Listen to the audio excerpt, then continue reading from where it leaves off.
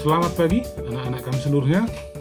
Pada hari ini untuk pertemuan kedua pada matematika wajib kita akan membahas masih jarak pada ruang, tapi yang bagian yang ketiga yaitu antara titik dengan bidang. Nah, untuk ringkasnya perhatikan dulu gambar berikut. Yang ini. Nah, anggaplah misalnya ini posisinya sekarang, ini kita akan menentukan jarak antara titik dengan bidang. Lampu ini kita katakan sebuah titik dan lantai sebagai bidang. Nah, kalau kita disuruh untuk menentukan jarak antara berapa tinggi lampu ini, berapa jarak antara lampu ini ke lantainya, maka langkah yang kita buat dalam hal ini adalah menghitungnya dengan titik yang tepat di bawahnya. Pas di bawahnya ini, tepat di bawahnya ini. Jadi konsepnya adalah kita buat dulu sebuah garis yang mewakili bidang ini nantinya, bidang lantainya. Dalam hal ini, garis yang akan saya buat itu di sini. Di sini. Yang ini. Dengan titik ini terletak tepat di bawahnya ini. Saya tidak akan buatnya di sini. Di sini. Di sini. Di sini. Nah, garis yang akan saya buat itu harus tepat di bawahnya. Ini salah, bukan ini, bukan yang ini, bukan yang ini, bukan yang ini. Tapi boleh yang ini. Boleh yang ini. Boleh juga yang ini misalnya. Misalnya kalau kita buat garisnya, boleh juga yang ini. Intinya, tepat di bawah, diperkirakan saja di bawahnya ini. Turunan. Maka boleh yang ini. Ini. Langkah selanjutnya adalah dari titik yang ini, dari bola lampunya, kita tariklah garisnya kemari. Yang tegak lurus terhadap garis yang kita buat. Yang ini. Nah, catatannya sekarang di sini siku-siku. Di sini siku-siku. Kalau misalnya titik ini kita katakan titik A, lalu yang ini titik B, maka jarak antara bola lampu ini dengan lantainya itu adalah AB dihitung yang ini. Nggak boleh kita tarik kemari. Nggak boleh tarik kemari. Oke, ini benar lurus, tapi tidak siku-siku di sini. Di sini kesalahannya, tidak siku-siku. Tidak boleh kemari. Kalau di sini pun nanti tidak siku-siku. Yang pastinya harus tegak lurus kemari. Nah, secara konsepnya dapat kita perhatikan bahwa mengikuti sifat yang kita pelajari pada video sebelumnya, bahwa titik ini ke bidangnya itu ditarik garis yang tegak lurus kemari. A, B, ini titik yang benarnya.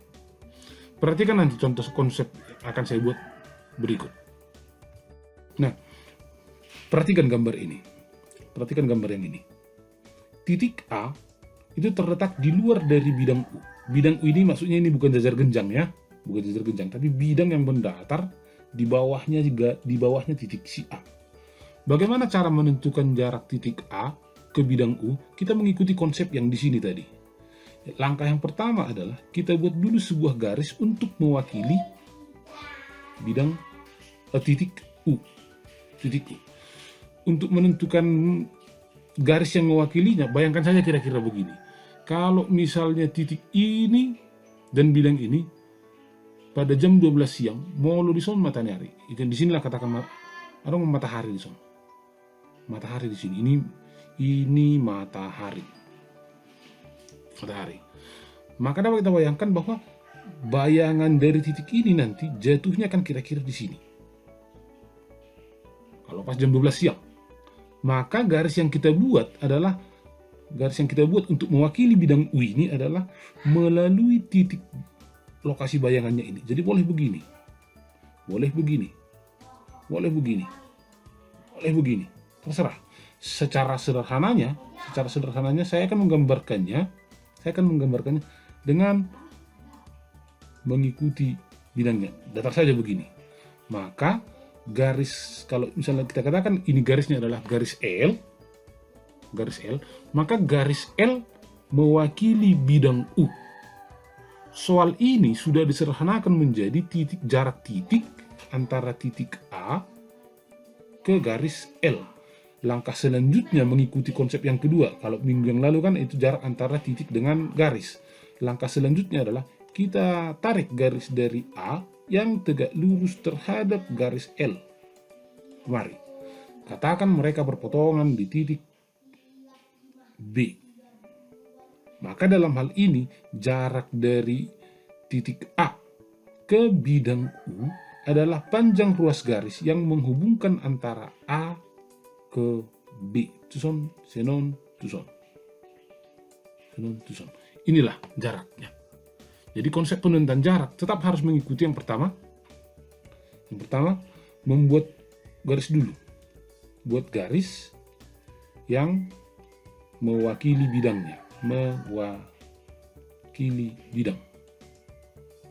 Lalu yang kedua, dari titiknya, dari titik, dalam hal ini dari titik A, tarik garis ke garis yang barusan dibuat, garis yang mewakilinya tadi. Mewakili. Baru langkah yang ketiga adalah tentukan titik potongnya. Di mana mereka berpotongan? Dalam hal ini B. Dalam hal ini B. Langkah yang keempat adalah AB, tentukanlah ini. Inilah jaraknya. Jarak dari A ke U. Dari A ke bidang U. Lebih jelasnya kita lihat nanti dalam contoh soal. Nah, perhatikanlah contoh soal berikut. Ini soalnya dan pembahasannya ada alternatif penyelesaiannya. Lihat saja di deskripsi nanti. Di deskripsi link dari soal ini. Nah, ini merupakan soal UN tahun 2017. Diketahui kubus KLMN OPQR dengan panjang rusuk 6 cm. Jarak titik M ke bidang LN3 adalah titik-titik. Langkah pertama untuk menyelesaikannya adalah kita tentukan dulu yang mana jarak yang dimaksud. Katakanlah ini penamaannya KLMN, berarti kita mulai dari alasnya K, L, M, N. Lalu di atas K itu titik O, lalu O, P, Q, R. O, P, Q, R. Nah, kita tentukan bidangnya, bidang LNQ. Bidang LNQ berarti yang ini kan? LNQ kemari. Zone, lalu kemari. Nah, pertanyaannya sekarang adalah jarak antara titik dari M ke bidang yang ini. L, N, dan Q. Nah, mengikuti konsep penentuan jaraknya adalah kita tentukan dulu garis yang mewakilinya ini. Boleh nggak begini garisnya? Boleh begini, boleh begini. Yang setidaknya bayangkanlah sekarang kalau mataharinya sekarang posisinya di sini. Di sini mataharinya. Kalau ini matahari, ini lantai, ini lampunya, maka bayangan dari lampunya ini kemarin nanti akan terletak kira-kira di tengahnya. Saya ulangi, kalau misalnya kita posisikan kira-kira begini, inilah sekarang matahari. Dari sini matahari. Ini lampunya, ini bendanya. Maka bayangan dari lampunya ini ke lantainya ini, bayangkan aja mungkin matahari di bawah kan, atau center lah. Maka bayangan dari titik M ini nanti akan terletak di bidang LNQ dan posisinya tepat di bawahnya. Maka garis yang kita buat itu kita tarik dari Q kemari, katakanlah memotong di titik A. Maka QA yang ini adalah garis yang mewakilinya. Langkah selanjutnya adalah dari titik M, kita tarik garis yang tegak lurus ke AQ. Ini. Katakanlah ini memotong di titik B. Maka BM adalah jarak yang perlu kita hitung. Saya ulangi, BM lah jarak antara BM adalah jarak antara titik M ke bidang LNQ. Sampai di sini mudah-mudahan masih bisa dipahami ya, masih bisa diikuti ya. Nah, Lanjutannya kira-kira begini. Kita bentuk dulu bidang datar yang memuat BM ini sendiri. BM. Kalau panjang sisinya 6 nanti, maka segitiga yang kita buat itu adalah segitiga AMQ. Maka cukup perhatikan segitiga AMQ. AMQ. Sama-sama kita perhatikan dulu. AMQ. AMQ itu merupakan segitiga siku-siku tapi di titik M. Siku-siku di titik M. Jadi kira-kira posisinya kira-kira begini. Songon, ini kemari. Nah, dengan penamaan titiknya di sini titik A, M, lalu Q. Dengan panjang rusuk 6, maka QM itu pasti sama dengan 6. Ya kan? Lalu AM itu pasti setengah dari KM. KM adalah diagonal bidang, berarti panjangnya 6 akar 2. Karena 6 akar 2, setengahnya berarti jadi 3 akar 2. Sampai di sini masih bisa diikuti ya. AM itu adalah setengah dari KM. Nah, lalu dari M ditariklah garis yang tegak lurus ke AQ. Itulah posisinya titik B. BM lah pertanyaannya. Untuk menentukan BM, maka kita harus tentukan dulu panjang dari yang ini. AQ. AQ ini sama dengan akar dari, dengan teorem Pitagoras, AM kuadrat ditambah QM kuadrat. Berarti sama dengan akar dari AM 3 akar 2 kuadrat ditambah QM kuadrat, ponom kuadrat. Berarti sama dengan 3 akar 2 dikuadratkan, 3 akar 2 dikuadratkan, berarti kan jadi 18, kan begitu? Ya, 18, 9 dikali 2, 18, ditambah 36. Berarti sama dengan akar 54, ini 9 kali 6, 9 kali 6 berarti jadi 3 akar 6. Itu baru AQ-nya, itu baru AQ. Nah, bagaimana cara menentukan BM-nya? Ini dapat kita gunakan, salah satu penyelesaiannya adalah menggunakan dua segitiga. Dua segitiga. Ini sama dengan setengah alas dikali tinggi. Dua segitiga itu sama dengan setengah alas kali tinggi. Setengah alas kali tinggi dalam hal ini adalah setengah dikali AM, kalau yang jadi alasnya AM dikali tingginya QM.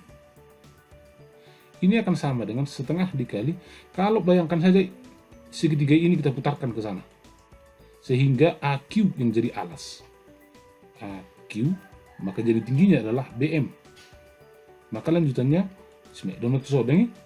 maka AM 3 akar 2 dikali QM 6 dikali 6 sama dengan AQ ini tadi 3 akar 6 dikali BM.